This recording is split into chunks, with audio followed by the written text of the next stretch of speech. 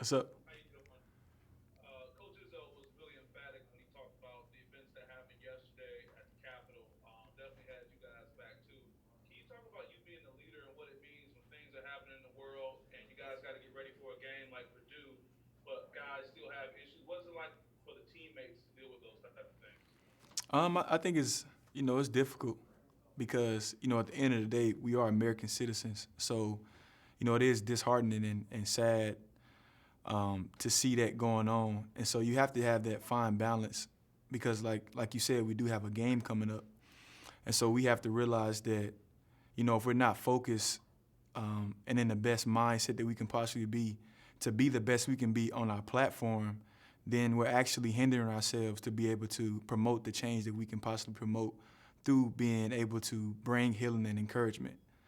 So, you got to have that fine balance. You have to realize that you can't necessarily try to control the things that you can't control, but you have to control the things that you can control. And so, how we prepare and how well we play, that's actually going to be either, some support to people or it's not. And, sports right now is, especially with COVID and all the other injustices that has been going on in the world, this definitely has been bringing some light to people's lives. So we just want to continue to focus on our platform, but we are at the same time, we're sad about it, we're disheartened, and, we are concerned. Well said. Thank you for that. Mhm. We'll go next to Crystal Lori. Josh, I'm kind of wondering over the years that you guys have played against Purdue. I mean, there's been some big games, there's been some big wins, big losses. How do you kind of view the rivalry right now between the two programs? It's definitely a exciting rivalry to be a part. Like you said, it's been some highs and some lows. They've got us, we've got them. And as a competitor, you always want to compete against the best teams, and so I'm always excited. When we get a chance to go up against Purdue. I think Coach Matt and he always has his guys ready, and they're unbelievable players. So it's definitely going to be a challenge. It's not going to be easy. We'll go next to Matt Charbonneau. Joshua, Rutgers came in as a pretty good three-point shooting team. Purdue is that as well, but Mm. they've also got that presence down low with Travion Williams. What can you take from the defensive performance the other night against Rutgers and kind of move that forward to Purdue? What's the challenge of defending these guys? I think with defending Purdue, those guys are always unbelievable cutters. Their offense is kind of really spaced out, and since I've been here, it's always been a challenge guarding their offense. And so one thing that we have to emphasize is making sure that we're not relaxing, and then we always communicating. And then, like you said, we have to take that momentum that we have, from defending Rutgers and bring it into this game.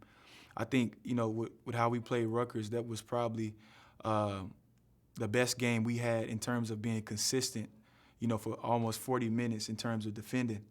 And so we just have to build off that. Next question is from Kyle Austin. Yeah, Josh, I just wanted to follow up on that. What was so different for you guys defensively against Rutgers compared to your last game, and how were you able to kind of turn the switch in that area so quickly? I just think it's one word, consistency. And that's kind of been a word that we've kind of, rallied around throughout the course of the season and even before the season started. And, one thing that we kind of say before the game is 440, meaning that we want to go out and put 40 minutes together, realizing that we're not going to be perfect, but we can be consistent. The two are very different. And so, in terms of our defense, I think one thing that we've, done a better job of is communicating, being consistent in that area, and also not relaxing. Just playing Michigan State basketball, one of our principles is defending, along with rebounding and running. And that's what we do. That's what Michigan State Spartans do. And so, I think we're doing a great job, but still have a long ways to go. We have to just keep learning and keep building. We'll go back to Crystal Lori for one more.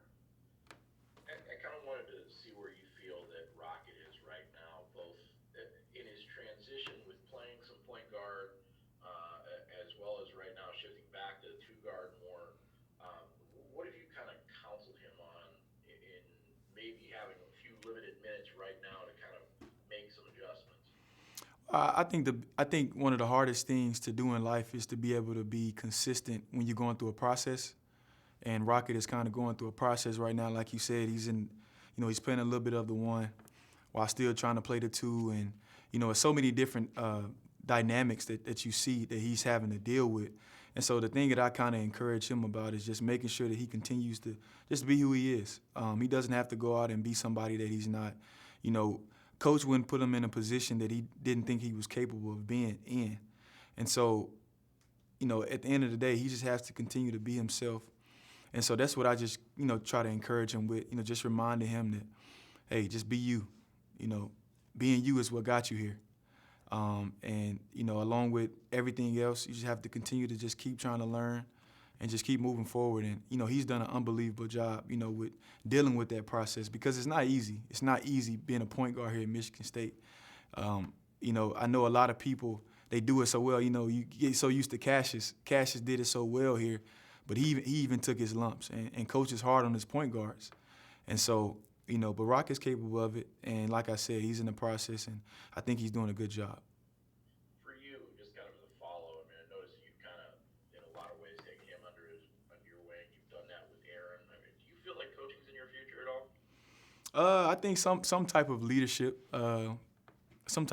position in terms of maybe counseling or something like that. I don't necessarily know if I'd be a coach, but maybe a life coach. I don't know about basketball though. All right, looks like that's all we have for you, Josh. We appreciate you taking the time, Thank you. and we'll be back shortly with one call. Appreciate you guys.